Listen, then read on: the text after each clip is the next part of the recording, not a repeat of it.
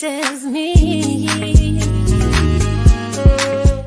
Hi, I'm Bess Garlow. Hi, I'm Nesta Vicencio. Wow, Michael Gilman. My name is Emily Lakukuyu. Guys, my name is Jacinth Hedlund. My name is Yacindy Martin.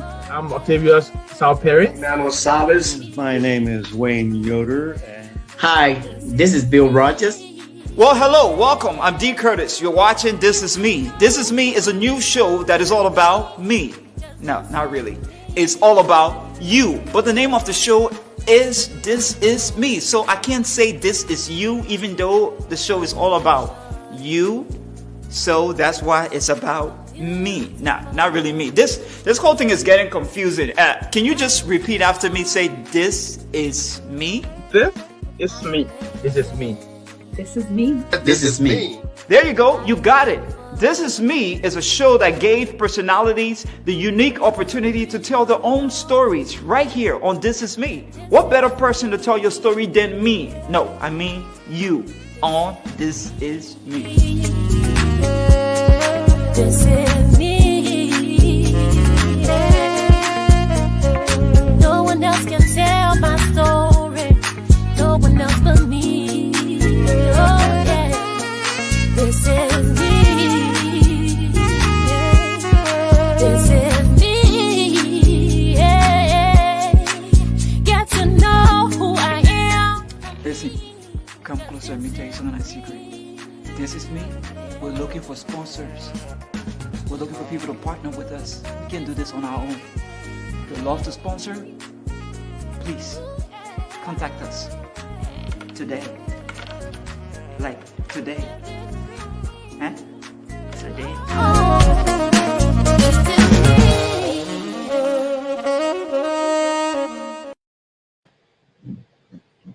Welcome back. We are trying to solve the technical issues with our guest line.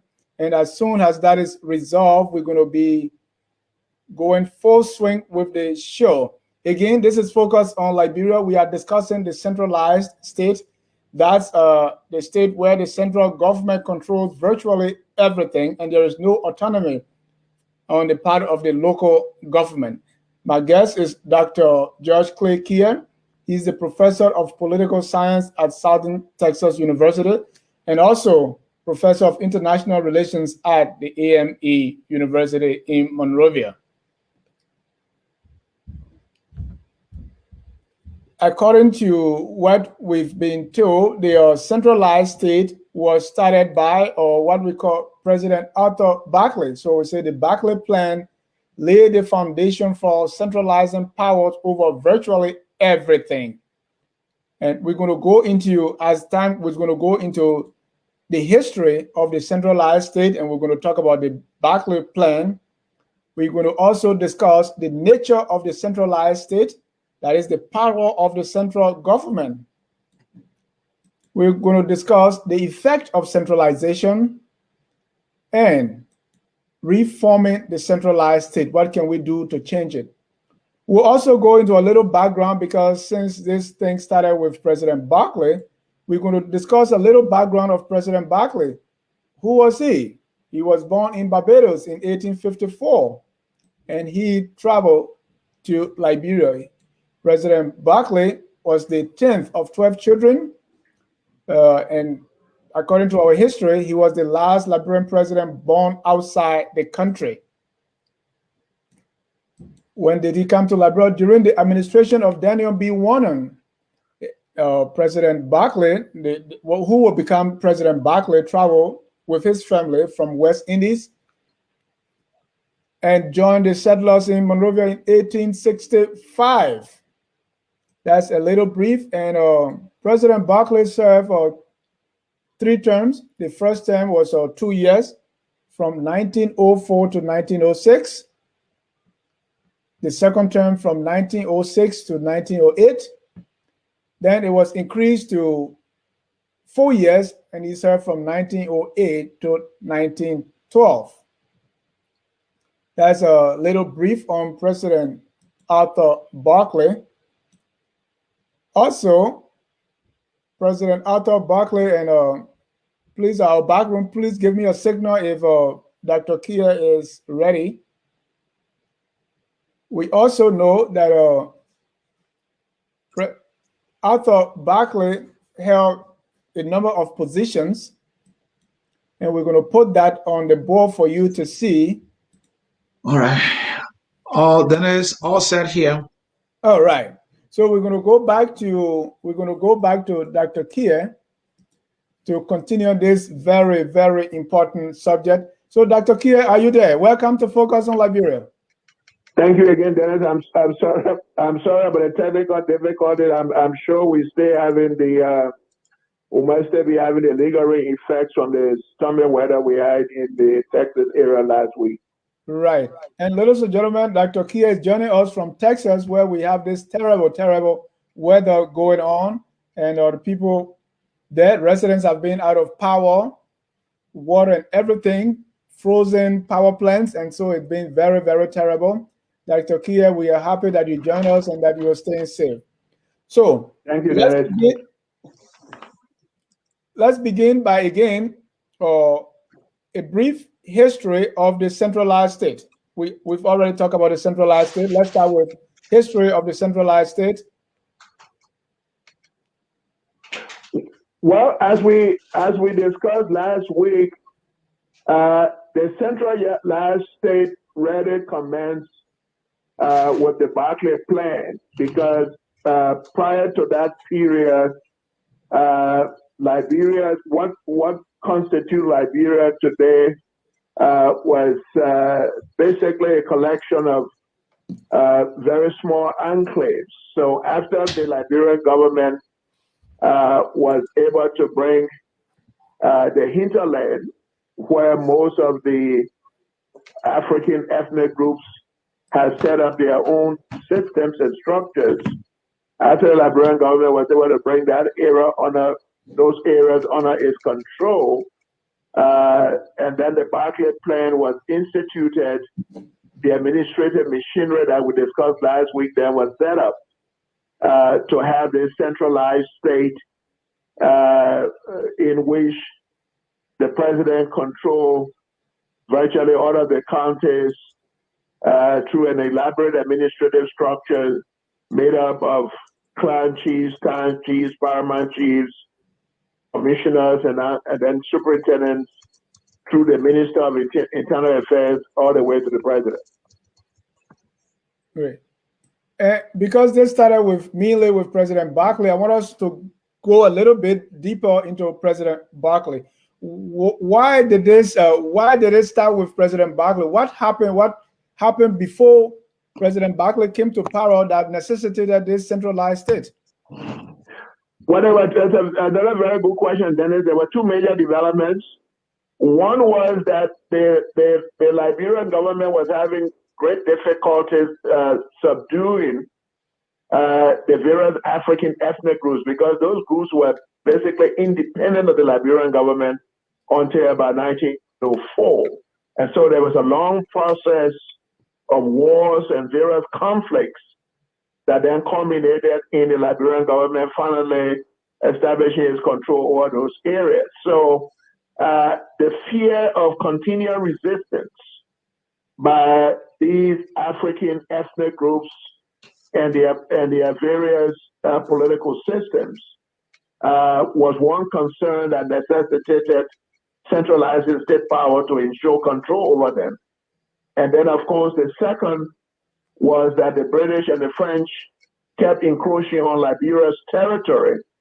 And the fear of the central government was that if that was allowed to continue, then some of these African ethnic groups might be tempted to collaborate with the British, thereby undermining the sovereignty and territorial integrity of Liberia.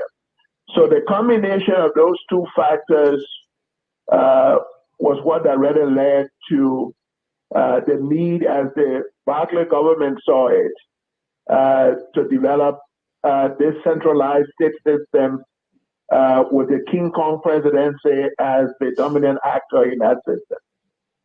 Good.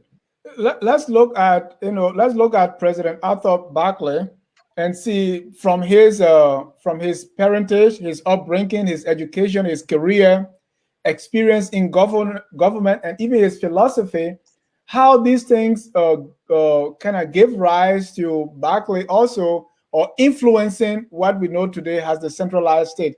As I put on the board before, that President Barclay is the 10th of 12 children. His parents, he came to Liberia with his parents in 1965 when he was 11 years old. And in Liberia, he went to school and really excelled in government. So to what extent did the combination of all these facilitated what Barclay was thinking about this centralized state? Well, I mean, clearly, as you correctly pointed out, people's background, including their education, their work experience, and family background, do influence their approach, whether it's to governance or to other things. And so clearly, in that sense, President Barclay was influenced. But I will argue that I believe that the two major factors that I described, I believe, had a greater impact on President Barclay's thinking than his own personal upbringing. Okay. And the reason I make that argument is because the national legislature was willing to enact the Barclay Plan into law and actually make it a foundational pillar of governance in Liberia. And keep in mind, you're talking about a national legislature in which you basically had serious political parties that were involved in robust debates with the ruling True party. So the fact that they were willing to go along meant that the matter transcended just Barclay. That those opposition parties themselves saw the continued resistance by the African ethnic groups and their politics, as well as this constant imperial encroachment from Britain and France, as activities that pose major threats to Liberia itself. So they sort of had a shared interest in the preservation of Liberia. That is not to minimize, as I said before, Barclay's own upbringing and his long government experience. But I would say that those mega factors, I think, were quite dominant in his thinking, and I think that's why the legislature and other elites were more receptive to the idea. Yeah. And we say the buck stopped with the president, right? So Barclay, looking at his long term in government, he started as a private secretary to President Joseph Jenkins Robert. He became a counselor at law. He joined the Montserrat Bar, leader of the Liberian Bar Association. He became treasurer of the True Whig Party, professor of Liberia College, Supreme Court Justice, Postmaster General, Secretary of State, Secretary of Treasury, before becoming president. I would say that Barclay, probably from that experience in government, understood a little more that he would think this way. Will you agree? Well, yes. I mean, certainly, and those experiences you enumerated clearly enrich his understanding of the challenges that the Liberian state itself faced. And those were the challenges the two major challenges I was trying to describe before. So those, as Secretary of State, as Associate Justice, as Postmaster General, he clearly got to gain first-hand insights into the major challenges that were facing the existence of the Liberian state itself. Yeah.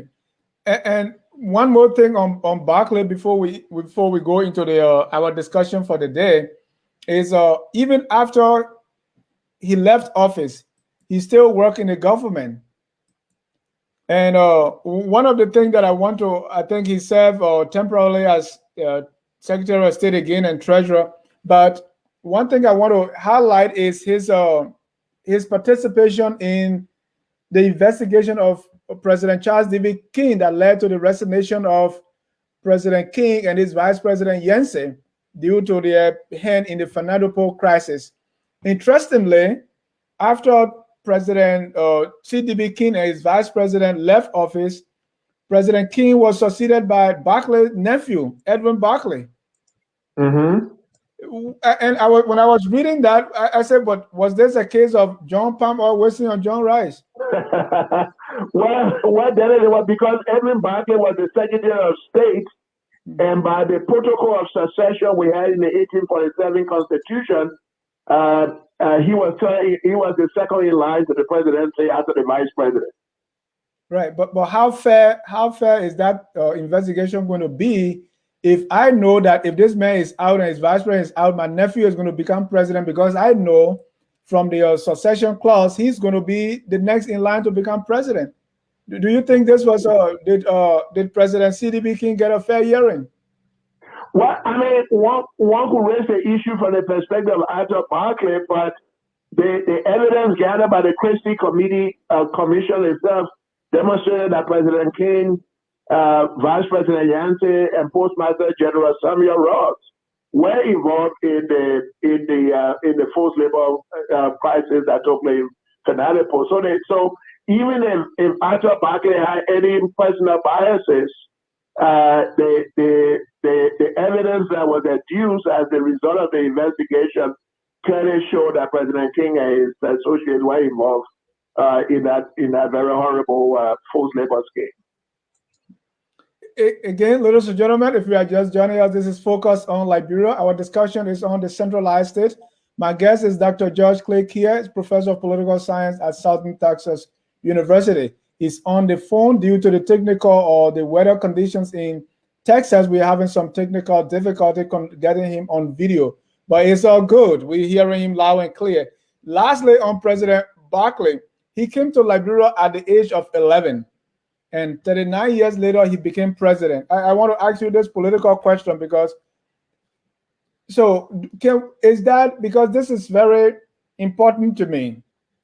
Today, can we have someone from Sierra Leone, Nigeria, Togo, Cote d'Ivoire coming to Liberia at age 11 and becoming president without us telling that president, you are foreign or you don't belong here?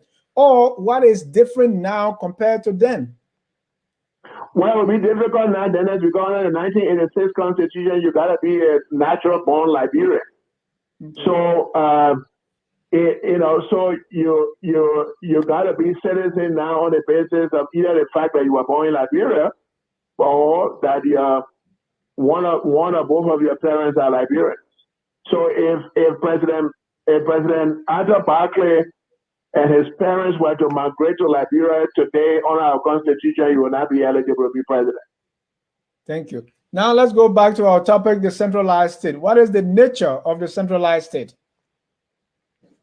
Well, in the centralized state, of course, you have the concentration of all policy making and powers in the hands of the central government. In our case, that would be the government seated in Monrovia, and the role of the county and municipal governments is basically to implement whatever decisions that the central government makes. Now, they may play a role in providing suggestions and advice, but ultimately the decision-making power rests with the central government. And so the job of the local areas will be basically to implement whatever decisions the central government will make. And that goes from education to the economy, to healthcare, to the environment.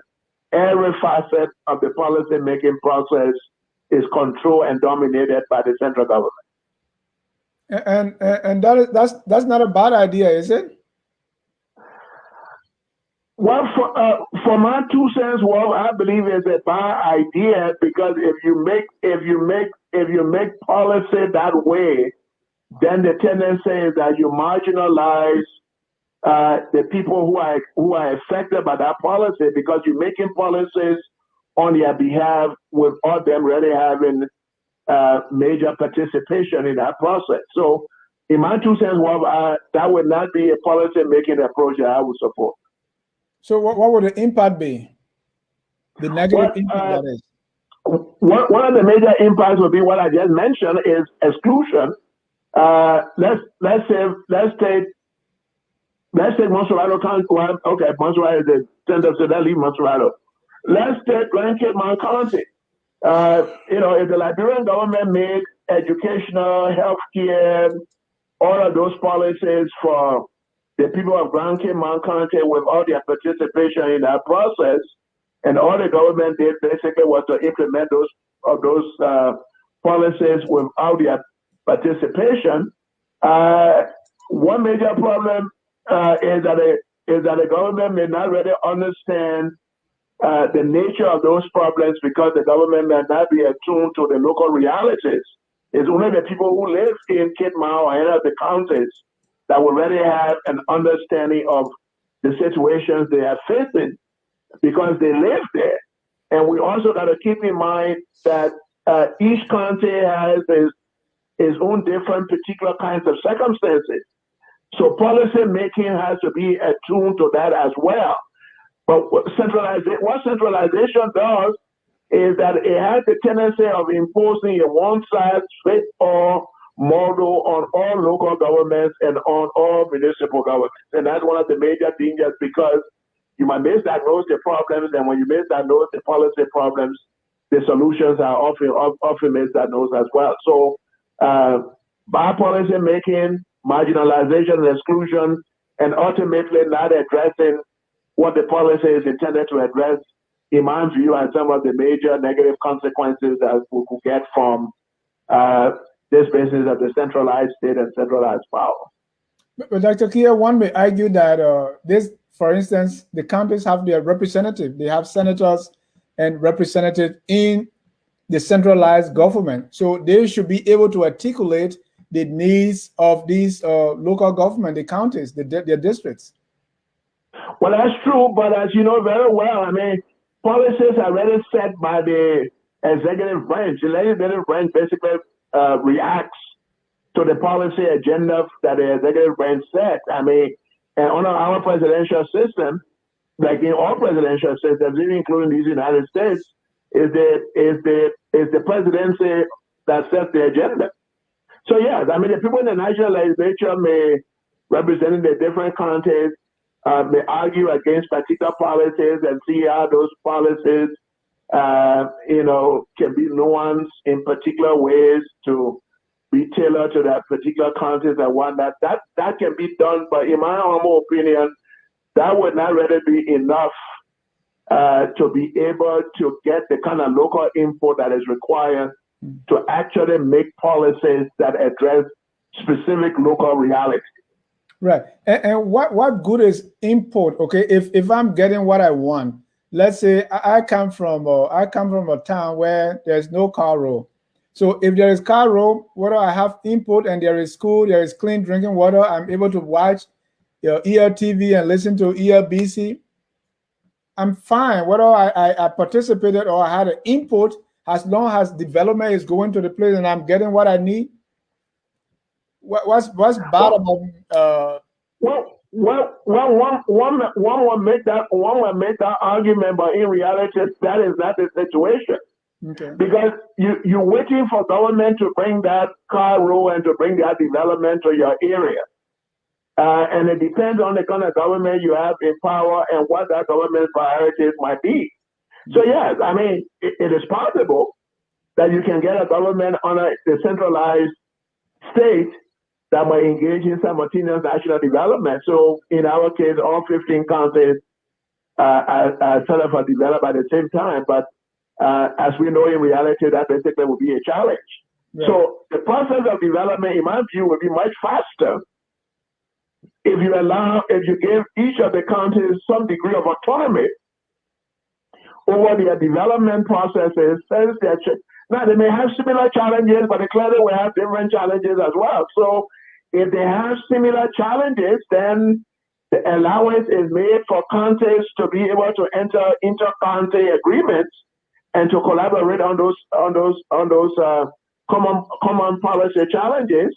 And if they don't, then they can develop policies that are tailored specifically to their own realities. And now I'm not suggesting that the central government is not going to be involved in the process. No, the central government will be involved, but the central government would not be the driver, would not be the prime driver of the policy-making process. Right. So the local areas will be. So the problem there is with the King Kong presidency and not necessarily the centralized state. right? Because if Yeah, government that is responsible, that's correct. Because you can have a centralized state that is more that is more responsive, but that is going to require making the kinds of adjustments that I suggested. So, for example, the United Kingdom used to be a centralized state, and then of course Scotland and Wales and Northern Ireland, they agitated, so some form of devolution took place. The same thing happened in Kenya under the new Kenya constitution. Kenya is also a unitary state, but they have some elements of devolution. So we can do that in Liberia. That's what I was describing before. In 2012, when I had the privilege to work with the Governance Commission, the decentralization plan, that's the plan that was developed. A three-part process of transferring some decision making to the county and to the municipal level. So even within the context of that centralized unitary state, some adjustment will have to be made for the model itself to work well. So let's look at from Barclay onwards. What was the operations of this centralized state in Liberia? I know it started with the frontier force. Yeah, the frontier force was created as part of the Barclay plan because the Liberian government needed a military force basically to keep the restive African ethnic politics in check, because the Liberian government was quite worried that although it had subdued these African ethnic politics, there was a possibility that they could engage in rebellion, and which a number of them did. Because even after the Barclay plan, the Liberian government was still involving a number of conflicts with various ethnic groups, including the Southtown War of 1913. So the government was very fearful, and that's why it needed the frontier force to be the sort of the military arm to keep these restless African ethnic politics in check. And then the frontier force was also used for tax collection. So when the force went to various local regions, basically either using force itself or trying to use force as a way of collecting hot tax and some of these other local tax. What else? Continue with Tubman, Turber, Doe, Taylor, and even now. What has been that track of or the impact, specific impact of this centralized presidency, and what has been the modus operandi? All of them have kept the centralized state intact. I mean, they've really never changed it. President Talbot made some efforts with his idea of the County Development Council. He developed that idea when he became president. Where the County Development Council consisted of the superintendent, and then, of course, the position of assistant superintendent was created under the Talbot administration, and the assistant superintendent's main responsibility was to oversee county development. And he was also, and that person was part of the County Development Council. And then all of the government agencies operating in the county, public works, education, and all of that, the heads of those agencies in the respective counties also serve on the County Development Council. So to that extent, there was some degree of local involvement, if you will, in the making of development policy, and it was a very good start. But then, of course, after he left, we had a coup. The Doe regime came. We returned to the centralized state again. Anchored by the King Kong presidency, and then of course under Taylor it was the same, and then Madam Salif came up with the efforts to come up with this decentralization plan. As I said, it was developed. We started implementing it, and then it just abruptly ended. And since that time, the plan has basically been put on the shelf. So I think President Sirleaf had the county development superintendent. They had some county development funds, community colleges in in the various counties or most of the counties. Will you consider those attempts as towards decentralization? Well, no. I mean, let's take the community colleges. The question one will raise is that you just don't establish a tertiary institution in a vacuum. I mean, several questions have to be asked. One of the questions will be, has the government identified a sustainable source of funding for those community colleges? Do they have the necessary physical infrastructure? Do they have the qualified and competent faculty to teach in those community colleges? And based on my observations of them from various visits home and studying them, the answer is no. I mean, even the University of Liberia, which is our flagship tertiary university, is under tremendous stress, both in terms of the physical infrastructure, qualified personnel, and sustainable sources of funding. So the idea of creating community colleges is not a bad idea, but we gotta plan for it. And this is why development planning is important. We plan for it, we identify the need, the revenue sources, how the physical infrastructure will be built and maintained, personnel, all of that. Then you go into the process of implementation. But I believe this was a classic example of putting the proverbial cart before the house. So now we have a proliferation of community colleges, but most of them are really not, they're not sustainable. So what I'm suggesting is that if implemented well, clearly the community colleges are needed. They could be very, very useful. It's the way in which they were sort of established. Dr. Kieh, there was a reason why President Barkley instituted this, what historians call the Barkley Plan, giving rise to this centralized state. That reason no longer exists. Why is it still going on? Well, the reason why it's going on, Dennis, is because the centralized state benefits the King Kong presidency. And that was the problem we ran into in implementing the decentralization plan during the Salif regime. After we developed the plan, when President Salif saw how the plan would rather devolve and transfer power away from Monrovia to the counties, she had cold feet. She basically had cold feet. Because the plan will mean loss of power, not just only for the King Kong presidency, but for executive agencies as well. Because under phase 2, which is the decentralization phase, authority over certain policy areas will have to be transferred to the counties, giving them autonomy over those areas. And once that was seen in the plan, President Salif and those around her drew cold feet. In fact, I had some interesting discussions with even some colleagues that were schoolmates at the University of Liberia together, and we were leaders in the student movement and all of that stuff, advocating for these same things. But a number of them were in government positions, and some of the ones I had conversation for, of a sudden, were opposed to decentralization now because it meant that they will have to lose some power themselves. So it all came down to power. And I wonder they still have that power today. Well, no, they don't. But of course, as you know very well, some of us tend to be very myopic because when we are in government position, we think that the position is permanent.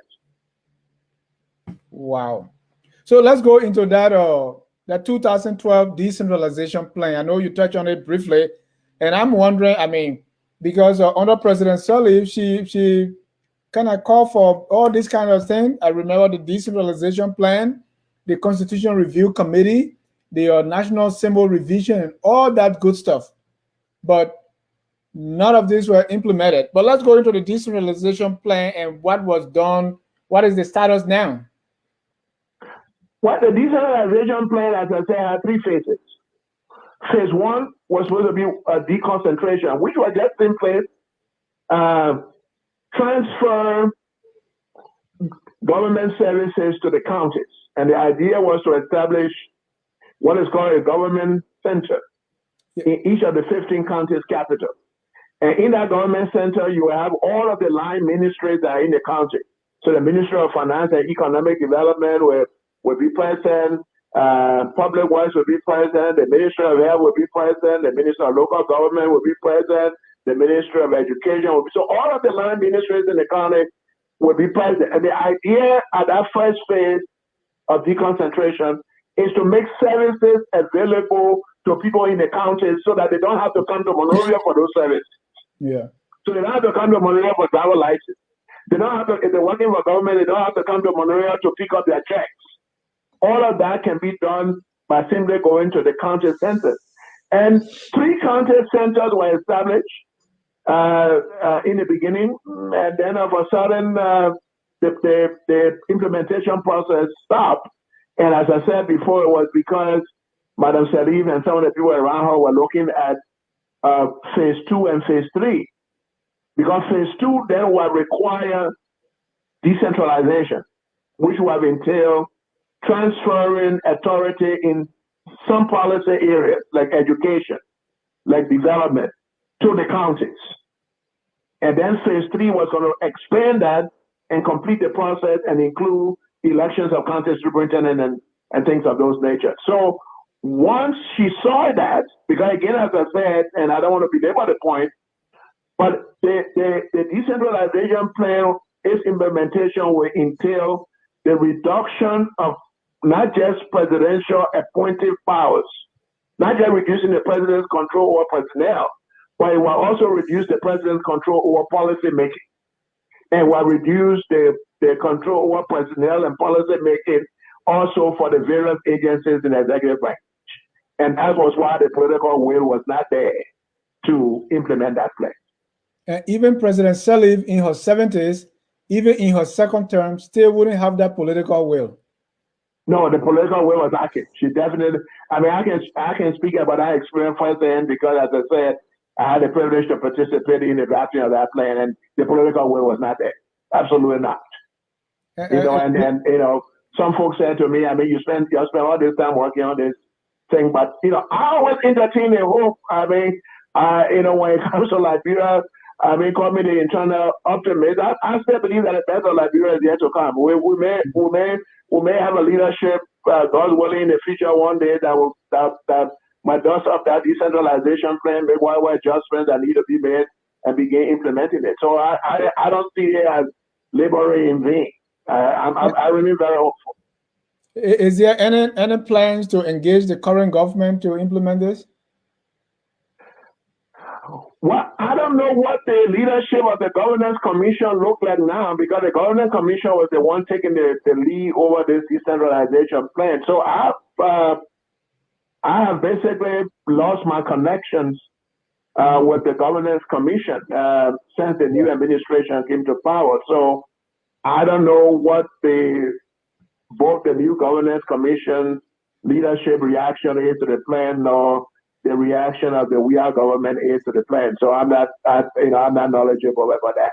But I'm not seeing any evidence, or I haven't seen any evidence yet in the past 3 years of the implementation of that plan, because President We Are himself is exercising the same appointive powers of the King Kong presidency. For example, he changed the president of the Nima Community College, appointed a new president. He changed the president of the University of Liberia, appointed a new president. He changed the president of Tubman University, appointed a new president. So it's the same. He's doing what his predecessors had done, at least in that era. So I'm not seeing any sign of that. In fact, going back to the question of the educational institutions, the idea was to allow the board of trustees of those schools to conduct competitive national searches for principals and presidents, and then to hire those people, give them a contract, evaluate them on the basis of their performance, and either renew their contract or terminate their services. So the idea was to basically cut off the president from appointing university presidents. And not trying to draw into the political part of it now, but you will understand why many hold President Salif more responsible when it comes to this thing, because if President Salif, of all presidents, with all the optimism, with all people expected her to do, couldn't do something as basic as starting the decentralization plan, at least in her second term, Who else can do it? Have we? Are we? Even though you are optimistic, is this a hopeless situation? Because, I mean, what she got to lose in her second term above 70 years? Well, Dennis, as you know, and your audience worldwide know, there's a famous adage in public administration and political science in general that says power corrupts and absolute power corrupts absolutely. And when people have absolute power, it takes a particular kind of leadership orientation to be willing, to be willing to let go of some of that power. So my optimism rests on the fact that Liberia eventually might get a leader that moves us in that direction. Because it's going to require leadership. I mean, that's the bottom line. I mean, it's going to require an administration that comes to power and say, well, look, the way in which we've run governance in this country is not the best way to go. Now, whether decentralization is the way forward or some other model is developed, but that, what we've done in Liberia all these years is not really producing the kind of results in terms of development and democracy. And so therefore we need to go a different way. So I'm still an administration that comes to power that moves on in that direction, but that's what it's going to take. No, I'm not hoping. I haven't given up hope. No, and I'll try to not to give up. Let's talk about reforms. I like the topic. It says when it comes to the centralized state, the history, the effect, and reforms. Reforming the centralized state. Reform is a key word. Yeah, go ahead, Dennis. I'm sorry. Go ahead.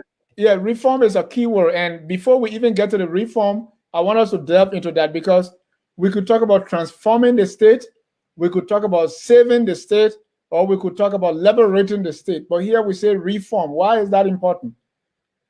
Well, whether we call it reform or whether we call it transformation, whatever term we use, the bottom line is that we got to move away from the centralized state and this foundational pillar of the King Kong presidency. If we truly want to build a democratic and developed society for the benefits of all of our people. Again, as I said, we've gone down the road of the centralized state and its foundational King Kong presidency for all of these years. They've not led us to development and democracy, and we need to try another way. And in my humble opinion, decentralization will be a major step in helping us to be able to do that, because if we decentralize development and the people are involved in making decisions about issues that affect them at both the county and the municipal levels, they participate in that decision-making process, the policy formulation and implementation processes are informed by their local realities and their input. The resources to implement the development projects are also decentralized. I believe we have a much more greater opportunity towards ensuring development throughout the country than waiting for the central government on its timetable to try to develop each of the 15 counties. Again, I don't want to be there at the point, but the central government will have a role, but the counties will be the driver of the developmental process. So I would say decentralization and ultimately devolution, which will be actually giving the counties and the municipalities meaningful policy making. Like, for example, revenue sharing is supposed to occur at that last phase. So the government will come up with a formula and say, well, income taxes and property taxes or taxes collected in the counties, X% will come to the central government, X% will go to the county government, and X% will go to the municipal government, and that money is supposed to be used for education and healthcare and clean drinking water and all of that in the various counties. under the Liberian government supervision to make sure, that, of course, that the funds are not misused. I believe, again, as I said, development will be accelerated that way and will be more impactful than this path we have traveled for these many years. Thank you, Dr. Kieh. If you just joining us, this is Focus on Liberia. We are discussing the centralized state. My guest is Dr. George Klay Kieh, and he's on the phone joining us from Texas. Let's go to our viewers' comments. The first one here comes from Dave Jar. He said, can there be a centralized government without a dominant or King Kong presidency? How can that be made effective without backlash from the executive branch, as the case of Liberia? Well, that's a very good question. The two, as I said, go hand in hand. If we want to reform the King Kong presidency, we also got to reform the centralized state. We can't do one without the other because they are tied. So both have to be reformed. The decentralization of powers will also mean reforming the King Kong presidency as well. Sam Wallace said, knowing what we know today about the significant governance challenges the decentralized state has, if you were to create a roadmap for decentralization in Liberia, what approach will you take and where will you start your decentralization effort? I think you have a document already. Go ahead.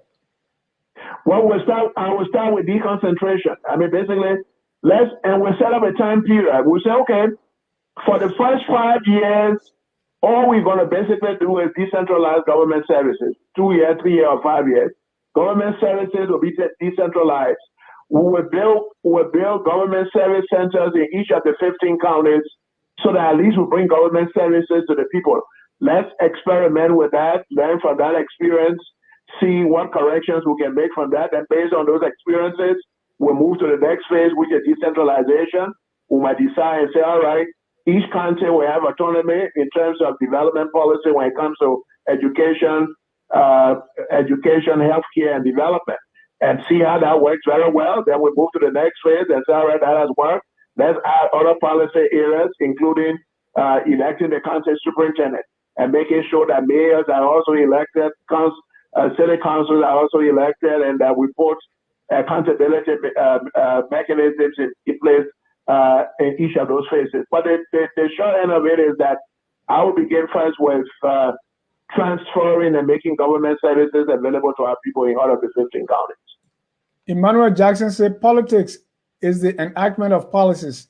Are we making progress in the enactment of policies in Liberia since the revolution of April 12, 1980, and will foster the continuity of national development at the change of every elected government?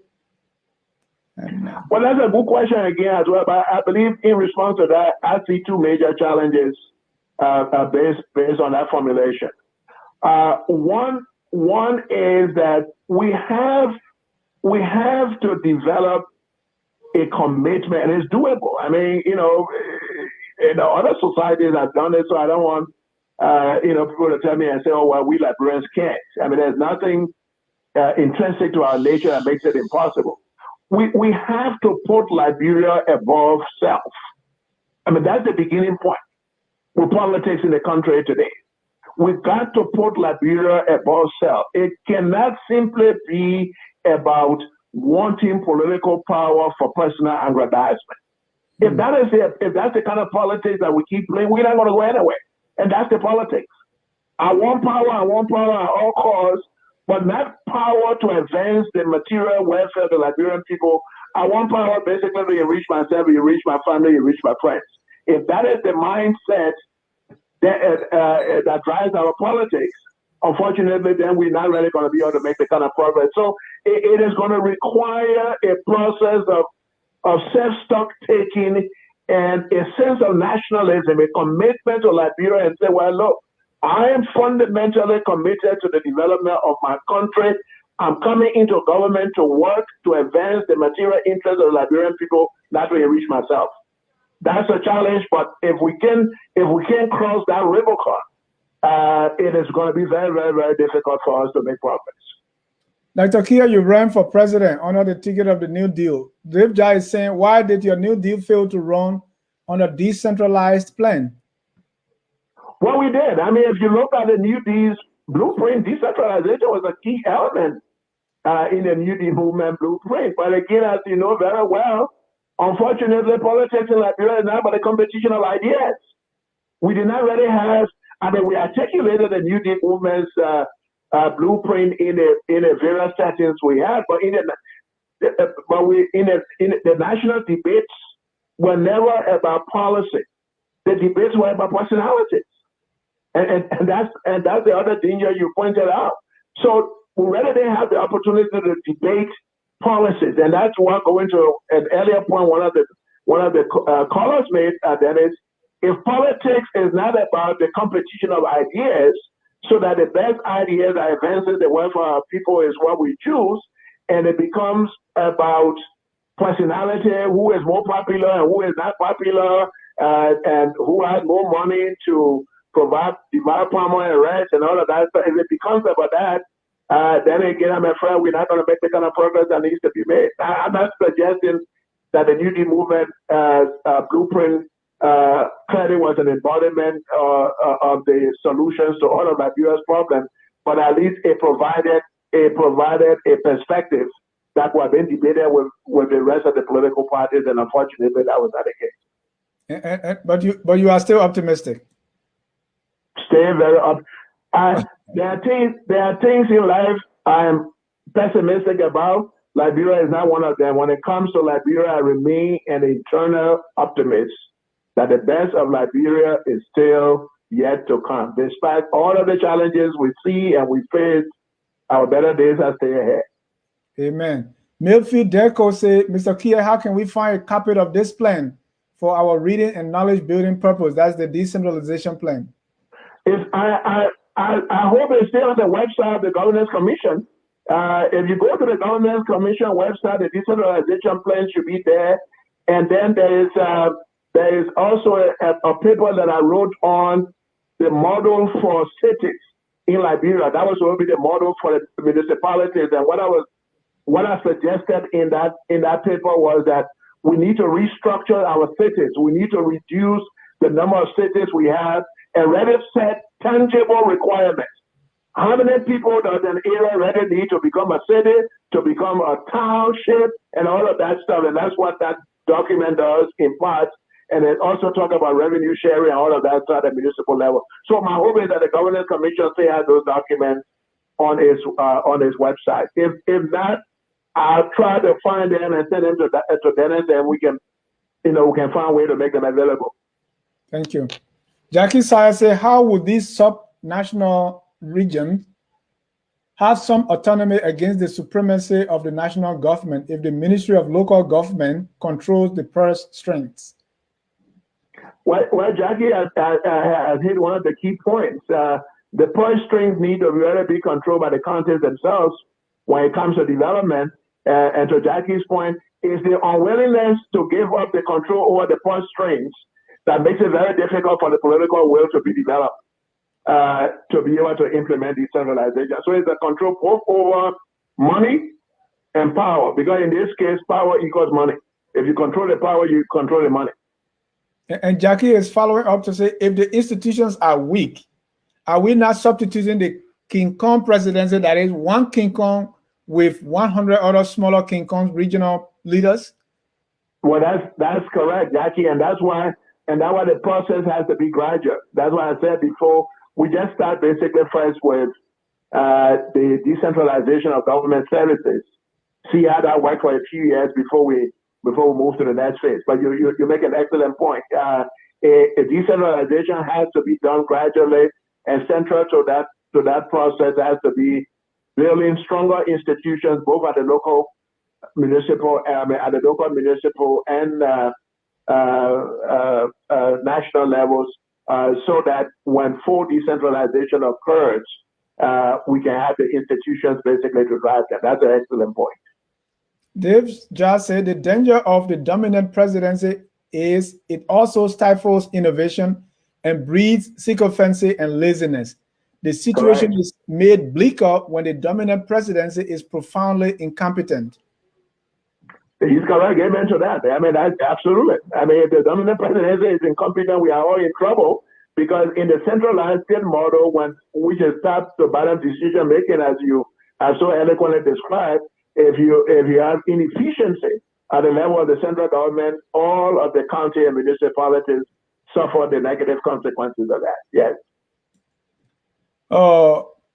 Kona Yeboah say, Professor Kieh, my mentor and leader. It is late here in Norway and will listen to the podcast later. This is Comrade Amos Kono. Nice to hear from you, Comrade Kono. Nice to hear from you. All right. We still have questions here that I can read. Dave just said, Dr. Kieh, can you make a commitment that when you are elected president, you will implement decentralization or a quasi-federation? Oh, I'm sorry, Dennis. I apologize. I'm sorry. That's fine. I'm sorry. I laugh at the first part of the question. My apologies. Okay, he said, can you make a commitment that when you are elected president, you're going to implement the decentralization plan or some form of or a quasi-federation? Well, if that happens, I mean, which is a big if that happens, yes. Is expanding national services to the counties actually decentralization?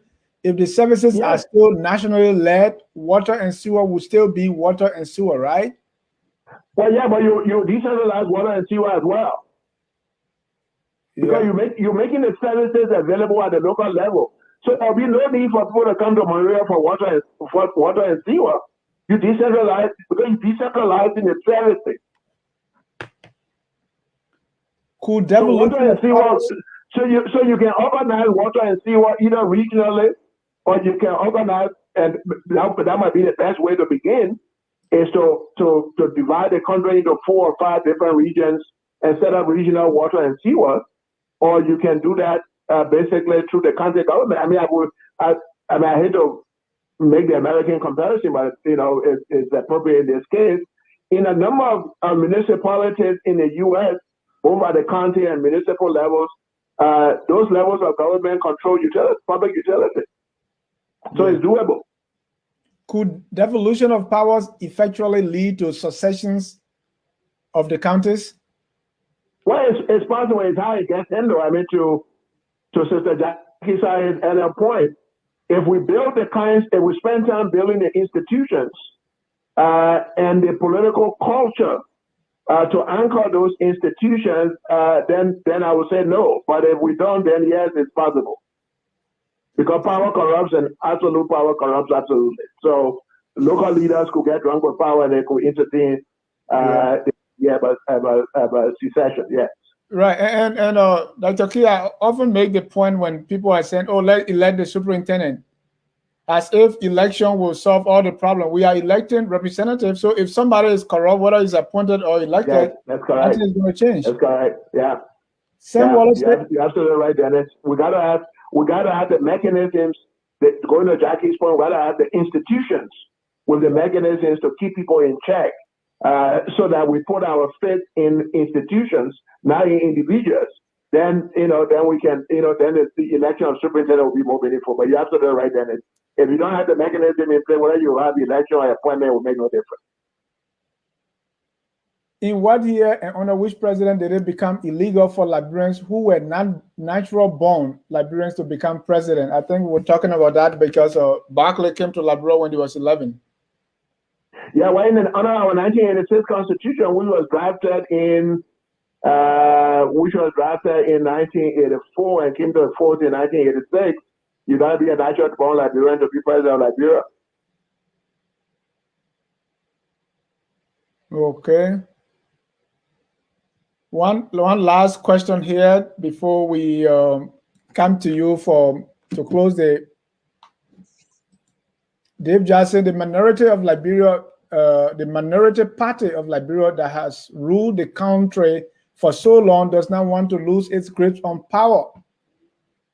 That's talking about the centralized state. And, yeah, you're absolutely right, Dave. Because that's what happens. The dominant political party will always be comfortable with the centralized state and the King Kong presidency because both of them work to their advantage. They serve, for example, they serve as vehicles through which they can put their policies into various government, their policies and their relations into various government positions. So yeah, sure, they're not going to be willing to give up give up on those, because if they do, their fear must be they will lose their political base and therefore their grip on power. So yes, absolutely. Emmanuel Jackson said, Dr. Kieh, what's the most effective method centralized government undertake to solve the issues of land reform? Well, the centralized government by itself, it would be very difficult. It would be very, very difficult to address that issue. Now, you can have a central land commission, but that land commission itself will also have to be decentralized, so that land in Basso or Kid Mound or other areas basically would be under the control of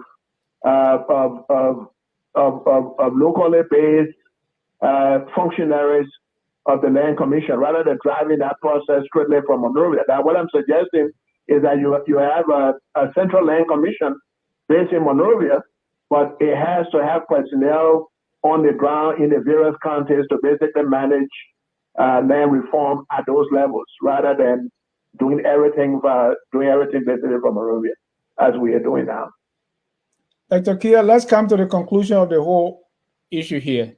The centralized state, we're talking about reforms. How can we, let's talk solutions now. As a way of concluding the discussion tonight, how do we solve this problem of centralized state, or the King Kong presidency, or the centralized state being headed by a King Kong president? Well, again, I would say, in a pecking order, one has to be, we gotta develop a new mindset. And when I say we, I mean the people of Liberia, the political leaders have to develop a mindset of putting Liberia above self. I will argue, and I will continue to argue, that is the indispensable precondition. A sense of nationalism to Liberia's welfare above our own. If we have that sense of nationalism and commitment to Liberia, then decentralization will be seen as an effort that follows the welfare of our people, and people are not going to be concerned about how individual politicians, including the president's powers, are affected. They will see that basically as valuable service to advance the overall interest of our country. So we gotta change our orientation, and if we don't, then all the discussions we had last week and we had this week and we have next week, they're certainly not going nowhere.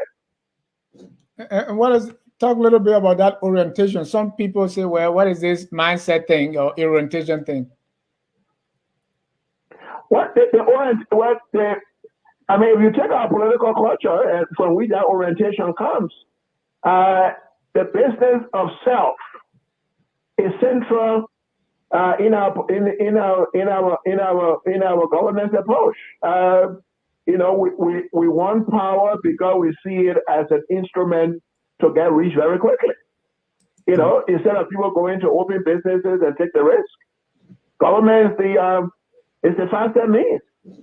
For example, when we have elections for the Senate or the House of Representatives, the reason why we have so many people running on the basis of mind study and analysis, it is not because there is this overwhelming commitment to advance the material interests of their constituents.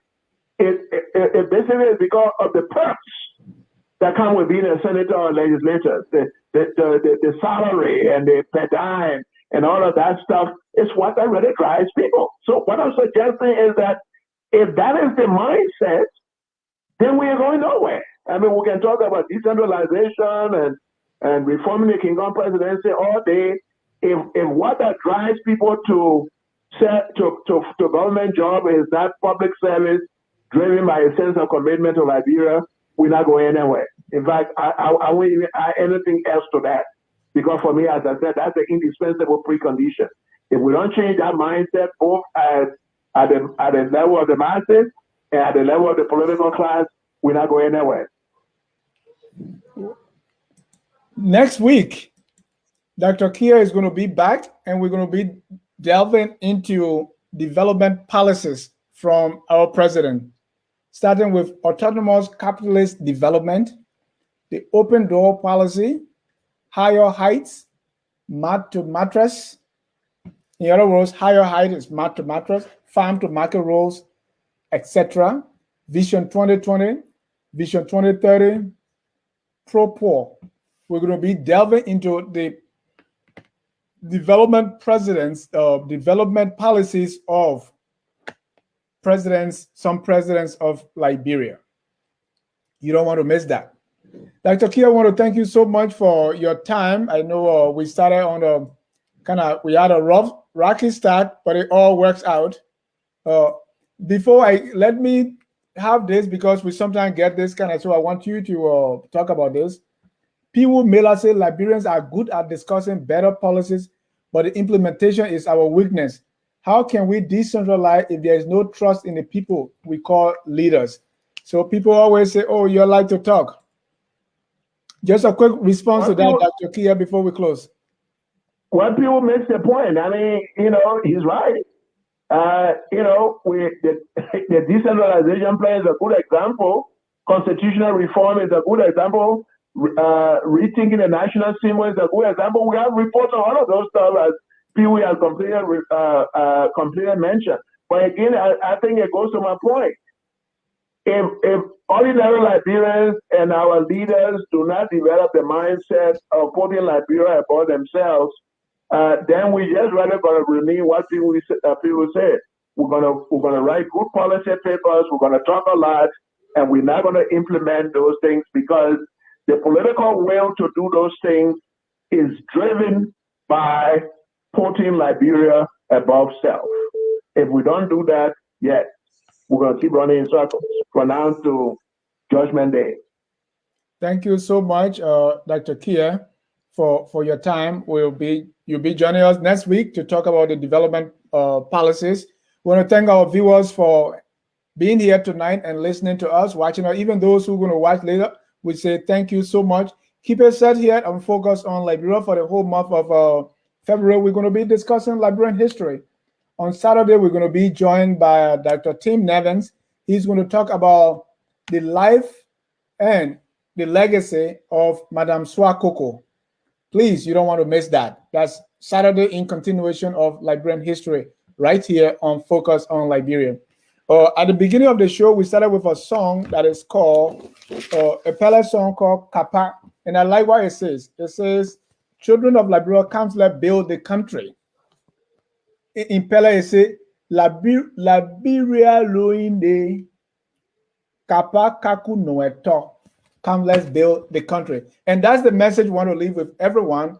All of us, let's come and build a country. And we never leave or end our broadcast without playing our closing song that says, we are all Liberians. Whether you believe anything that we said tonight or not, we are still Liberians. Whether you believe decentralization or centralization, we are still Liberians, and we must do everything we can to make our country the glorious land of liberty by God's command. Good night, and God bless you. We are Liberians.